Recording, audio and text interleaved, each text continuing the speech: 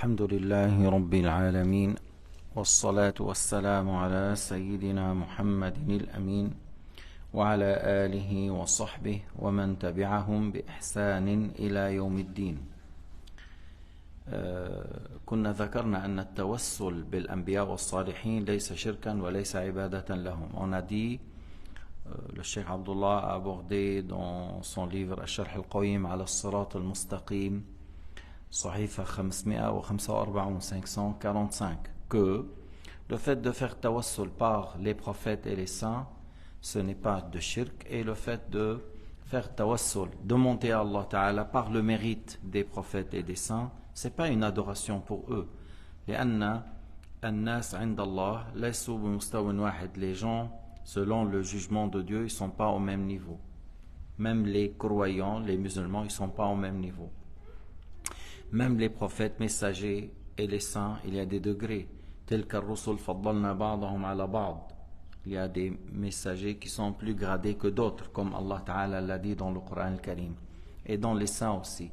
Alors, s'il y a des prophètes plus gradés que d'autres, il y a des saints plus gradés que d'autres, et il y a des musulmans qui ont un mérite selon le jugement de Dieu. Si tu demandes à Allah Ta'ala par le fait que qu'il te guérit ma mère ou mon père, donne-moi telle chose, par le mérite d'un tel saint. Mais il n'y a pas de shirk. في مرة واحد قال اللهم إني أسألك بحبك لي. قال اللهم إني أسألك بحبك لي. مالك بن دينار رآه قال أما تستحي؟ قال من أي شيء؟ قال كيف تقول بحبك لي؟ من أين عرفت؟ قال معنى الكلام إليك عني يا من اشتغل عنه بنفسه، أين كنت حين خصني الله بتوحيده؟ أليس هذا يدل على أنه يحبني؟ Alors, il y avait un jour en Irak, Bel-Basra, il y avait la sécheresse. Il n'y avait pas d'eau, une sécheresse. Ils ont fait salat al-istisqa, les savants, les pieux, les saints. Ils n'ont rien eu. Alors, il est rentré, Malik ibn Dinar, dans la mosquée de Basra. Et un esclave, voilà, après le Maghrib, il a fait 2 rak'at légères. Il n'a pas fait long les 2 rak'at. Et il a dit, oh mon Seigneur, jusqu'à quand tu prives les créatures de ce que tu as, je te demande par le fait que tu m'agrées, que tu m'aimes, que tu m'agrées, de leur donner de l'eau maintenant. As'aluka bihubbika li illa ma saqaytahum sa'ata sa'a. Maintenant. Il a dit Malik, il a terminé son dua et on a vu les nuages, puis après la pluie, on dirait l'eau descend comme des jarres. Alors cette personne-là, après la prière, il a voulu quitter. Il lui a dit Malik, tu n'as pas de la pudeur, tu dis telle parole, tu dis ta parole. Il a dit qu'est-ce que j'ai dit? Il a dit tu as dit par le fait que tu m'agrées, que tu m'aimes. Qui t'a dit qu'Allah t'agrée? Comment tu as su? Il a dit écarte-moi, tu es quelqu'un qui a pris beaucoup de choses à ce qui te concerne au lieu de travailler pour l'agrément de ton Seigneur. Tu étais où lorsque Allah m'a guidé à l'islam? Tu étais où lorsque Allah m'a guidé à Tawhid? C'est pas parce que Allah a voulu le bien pour moi, ça veut pas dire qu'Allah m'a gré. Alors il lui a dit laisse-moi, je suis un esclave, je dois obéir à mon maître. فلحقه حتى يعرف البيت. Pour connaître la maison, il l'a suivi. اليوم الثاني جاء, il est venu. قال لصاحب البيت أريد أن أشتري منك عبدا. Il a dit je veux acheter un esclave. طيب. Elle lui a montré 1, 2, 3, 4, non. Et il lui a dit, j'ai plus, il me reste un derrière là, dans les ruines, derrière. Alors il a dit, je le vois, je peux le voir, oui. Et il l'a vu en train de pleurer, il a dit, c'est celui-là que je veux l'acheter. Il a dit, à condition, je renonce à tout défaut, il ne faut pas me le retourner après. Le propriétaire, قال له بباشرة الورع من كل عيب. ما في. هلا العبد استغرب parce que l'esclave n'a pas connu Malik parce que c'était la nuit, il n'a pas fixé le regard. Il a dit pourquoi tu m'as acheté? Qu'est-ce que je peux être, de quoi je peux être utile pour toi? Pourquoi tu m'as acheté? Il a dit pour qu'on te sert toi mon maître, لنخدمك يا سيدي. Il a dit, mais pourquoi tu me serres les mains? قال ألست صاحبنا البارحة, tu n'es pas la personne d'hier que tout le monde a demandé l'appel, on n'a rien eu, et toi tu as fait un petit dua. Il a dit, tu m'as connu, tu m'as reconnu. Il n'a pas aimé. Il n'a pas aimé qu'il ait dévoilé, que les gens le connaissent, parce que avant, même son maître ne connaît pas de lui que c'est un homme qui pleure tout le temps, il n'est pas utile dans plusieurs choses, selon le bref. Ils sont arrivés à la mosquée. Tu me donnes la permission de faire 2 rak'at? Malik ibn Dinar lui a dit oui. Alors il est rentré, il a fait 2 rak'at. Et après il a dit, oh mon Seigneur, c'était un secret entre moi et toi, et maintenant les gens ils me connaissent. Je te demande par le fait que tu m'aimes, que tu m'agrées, de me faire mourir maintenant. Et il est tombé mort. أسألك بحبك لي إلا ما قبضتني إليك الساعة. هذا الخبر رواه ابن الجوزي وغيره. هنا الرجل قال أسألك بحبك لي, يعني عم يسأل الله بأن الله يحبه. فإذا أن تسأل الله تعالى بعبد صالح أو نبيا كان ليس عبادة. ليش؟ وين العبادة؟ أين العبادة؟ Le fait de demander à Dieu par un prophète ou un saint. Pourquoi c'est une adoration? أليس ورد في الحديث 3 الذين دخلوا الغار ليدعو كل منكم بصالح عمله انسدت عليهم الغار بصخرة? Il n'y a pas dans le hadith 3 personnes dans le voyage, ils ont pris refuge dans une grotte. Il y avait la pluie. Puis après il y a une roche qui est tombée, qui a fermé la porte de la grotte. On leur a dit que chacun fait une invocation par un acte de bien qu'il a fait. Maintenant, je ne vais pas citer tout le hadith, mais il y a quelqu'un qui prenait soin de ses parents, il leur donnait à manger avant ses enfants, ainsi de suite. Mais on leur a dit, demandez à Allah Ta'ala par un acte. Est-ce qu'Allah a besoin qu'on cite un acte? خلينا نسأل.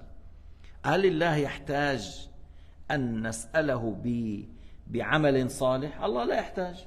Nos actes, tous nos actes, la prière, le jeûne, le hajj, et Allah n'a pas besoin de ça. Et le fait de demander à Dieu par un acte, Allah n'a pas besoin de ça.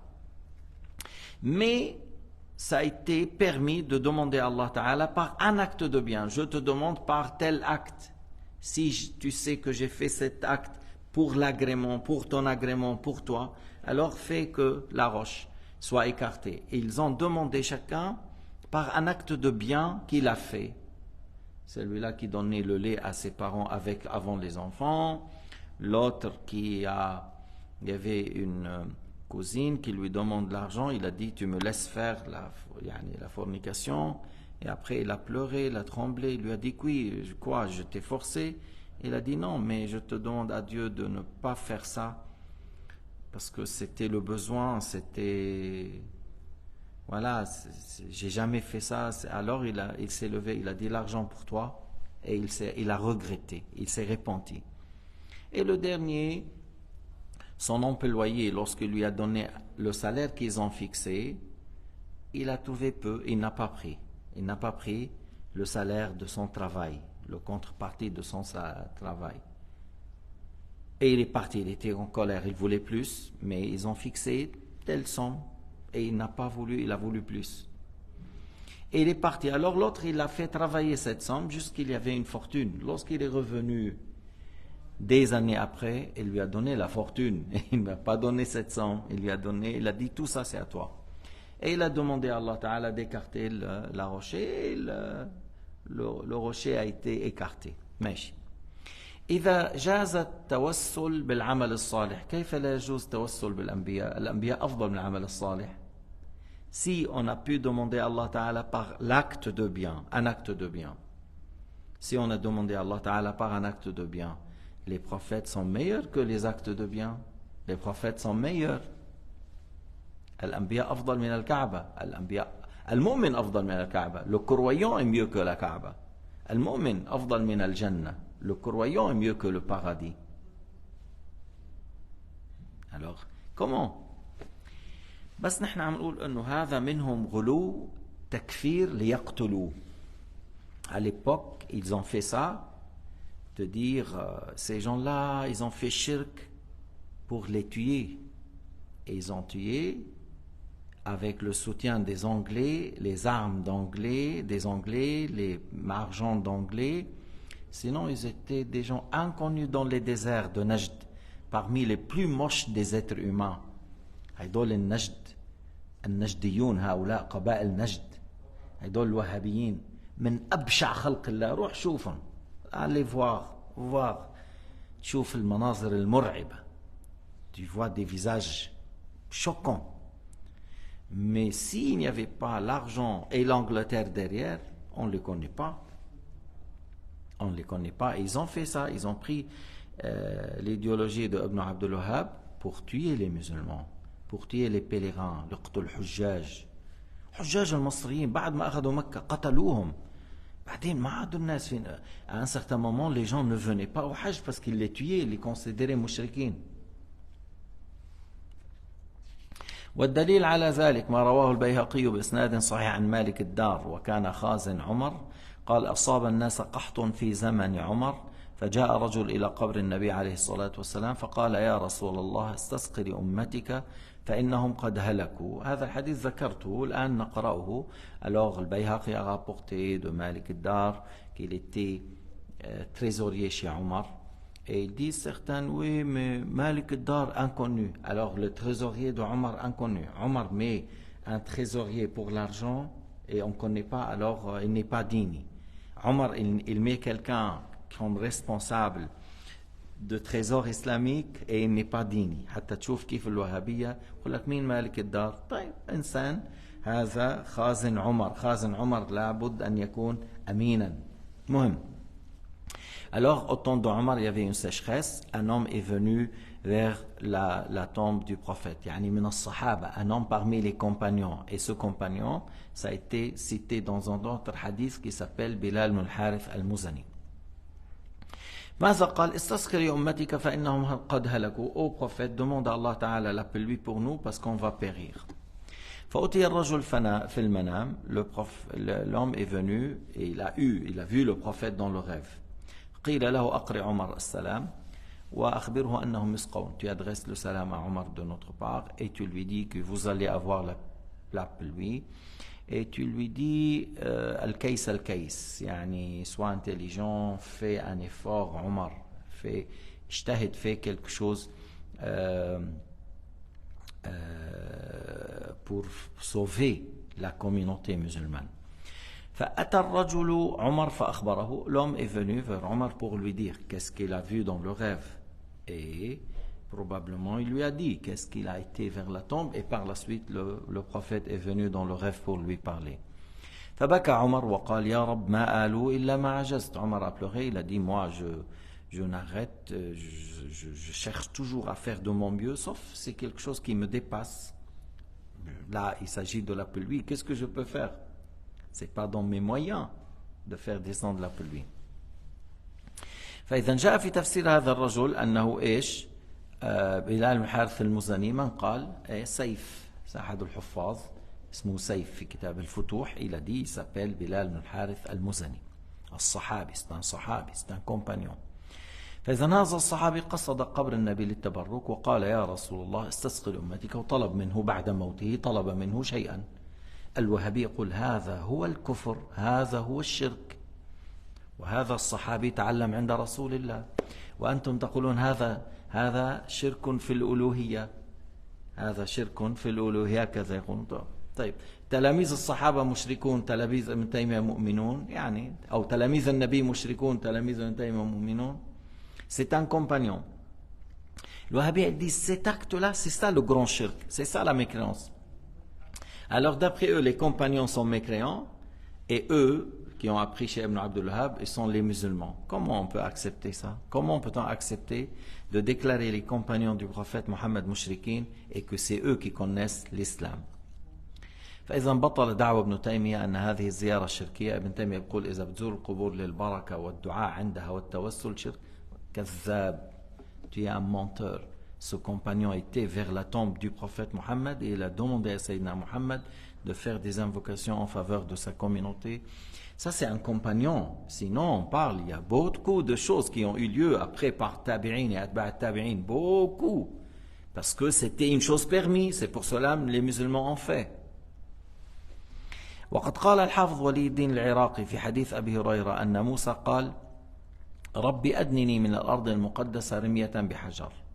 Alors on rapporte de Al-Hafiz Walid al-Iraqi, il a dit que Moussa alayhi salam, le prophète Moussa, il a dit: oh mon Seigneur, fais que ma tombe soit proche de la terre sainte, à la distance d'une lance, comme Allah subhanahu wa ta'ala, il n'a pas laissé Bani Israël, ils étaient dans la perte pendant 40 ans, mais Tih Bani Israël, ils sortaient le matin, ils revenaient le soir aux mêmes places, pendant 40 ans.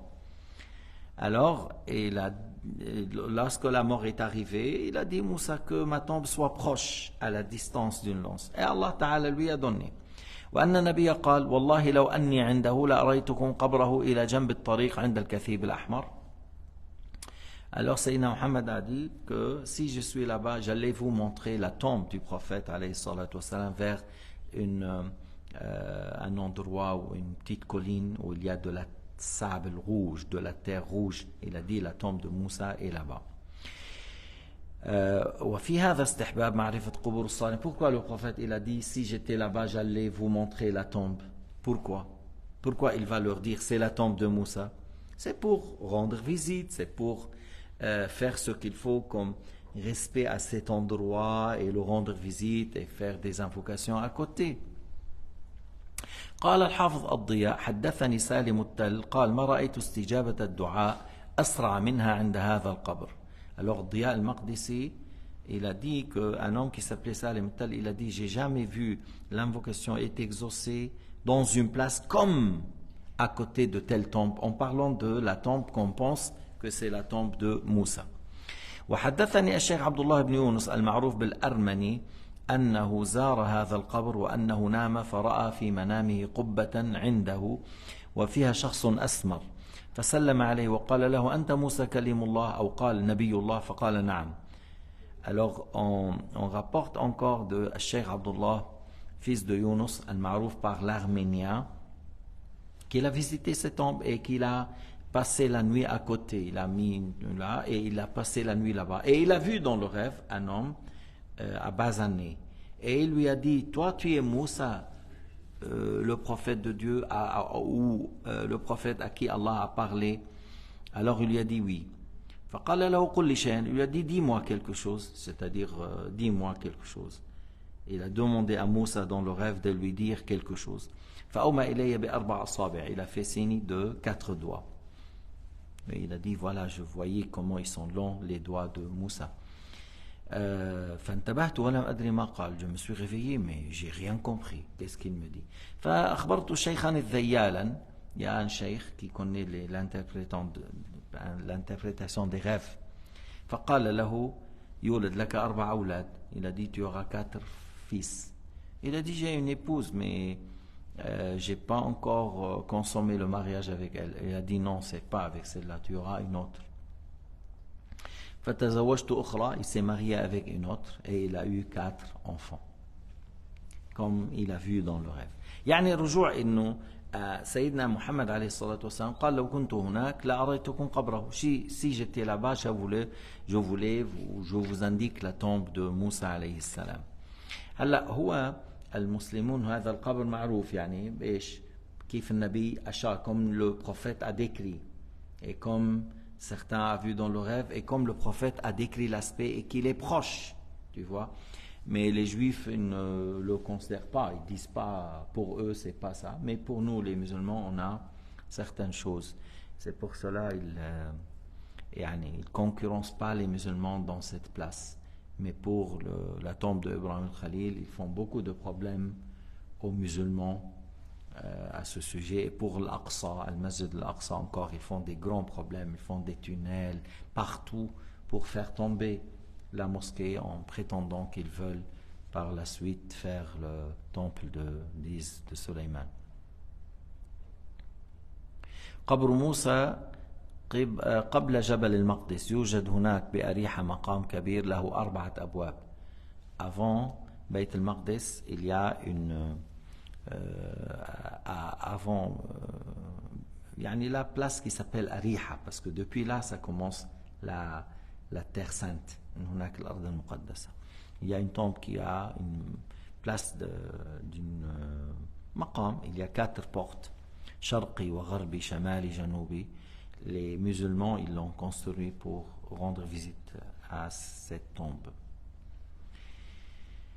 وقد ذكر الإمام أبو الوفا بن عقيل الذي هو من أعمدة المذهب الحنبلي أنه مما يستحب قوله عند زيارة قبر رسول الله: اللهم إنك قلت في كتابك لنبيك ولو أنهم إذ ظلموا أنفسهم جاءوك فاستغفروا الله. Alors on parle de Abu al-Wafa ibn Aqil, et c'est un grand imam, était avant Ibn Taymiyyah, Hanbali. Il a un livre qui s'appelait Al-Funun. Le livre de Al-Funun, il est comme tous les livres de Ibn Taymiyyah au plus grand, un seul livre, parce qu'on dit 900 juz, 100 juz. Bon, mais beaucoup de ce livre a été brûlé par les Tatars. Abu al-Wafa ibn Aqil, tu vois, et Ibn al-Jawzi, c'est des gens qui ont dans le tanzih, ils n'étaient pas dans le tashsim ou le tashbih. Ils n'étaient pas des mujassima, parce que dans le Hanabila, après l'imam Ahmad, il y a un groupe qui ont allé dans le tashbih et le tashsim. Abu al-Wafa ibn Aqil, Ibn Jawzi, ils n'étaient pas parmi les meilleurs savants hanbalites. Alors il a dit, Abu al-Wafa, lorsque tu vas vers la tombe, tu cites l'aya وَلَوْ أَنَّهُمْ إِذْ ظَلَمُوا أَنفُسَهُمْ جَاءُوكَ فَاسْتَغْفَرُوا اللَّهَ واستغفر لهم الرسول لوجدوا الله توابا رحيما. Et tu dis وإني قد أتيت نبيك تائبا مستغفرا فأسألك أن توجب لي المغفرة كما أوجبتها لمن أتاه في حياته. اللهم إني أتوجه إليك بنبيك محمد نبي الرحمة. يا رسول الله إني أتوجه بك إلى ربي ليغفر لي ذنوبي. يا رسول الله إني أتوجه بك إلى ربي ليغفر لي ذنوبي. Alors Abu al-Wafa ibn Aqil, il a dit dans la visite du prophète Mohammed, tu lis l'aya et tu dis que tu es venu pour que Allah te pardonne les péchés comme durant la vie les gens ils ont fait, et moi je viens maintenant. Et tu dis, ô messager de Dieu, je demande à Allah Ta'ala par ton mérite pour qu'il me pardonne les péchés. Alors comment ils disent ces gens-là, c'est des shirk? Et c'est un grand savant hanbalite qui était avant Ibn Taymiyyah qui a dit ça. C'est pour dire que c'est une chose inventée par Ibn Taymiyyah et Ibn Abdul Wahhab, et les musulmans, ils ne croyaient pas que le fait de visiter les tombes pour la baraka ou pour faire tawassul, ils ne disaient pas que c'est de shirk. بعد هذا كيف يقول هؤلاء إن زيارة القبور للبركة والدعاء هذه زيارة شركية؟ هذا غير صحيح. هؤلاء أناس ما عرفوا ما معنى العبادة حتى يعرفوا ما هو التوحيد. والحمد لله رب العالمين، وصلى الله على سيدنا محمد وعلى آله وصحبه وسلم.